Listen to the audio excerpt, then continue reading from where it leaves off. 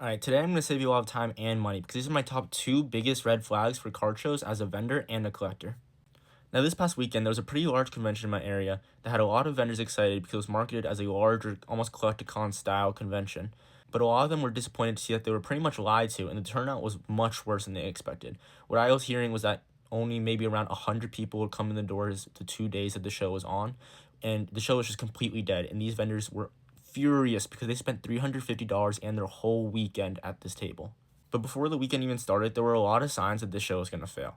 The number one thing that I saw was that all the advertisement was really lazy, and it was basically just AI images of Pokemon or card shows that no convention of this alleged size that they were would ever use. It just looked really unprofessional, and it definitely didn't help attract any customers or fans of the hobby.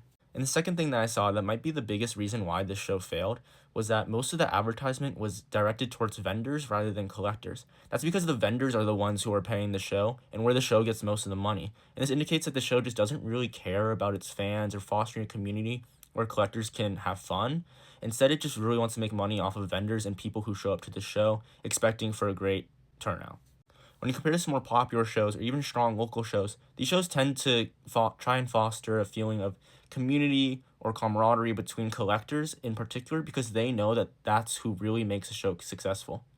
And when you contrast that with this show, all of the advertisement was basically focused on you gotta get your tables now before they go out. All the while they were kept discounting the tables lower and lower to try and get people to buy them. So if you see any of these things in a newer or more untested show near you, I'd probably suggest holding out on getting tables from now and see how the show goes first because it might end up being a waste of time and money. But if you enjoyed this video, please make sure you leave a like and follow for more vendors tips and tricks. Thank you so much for watching.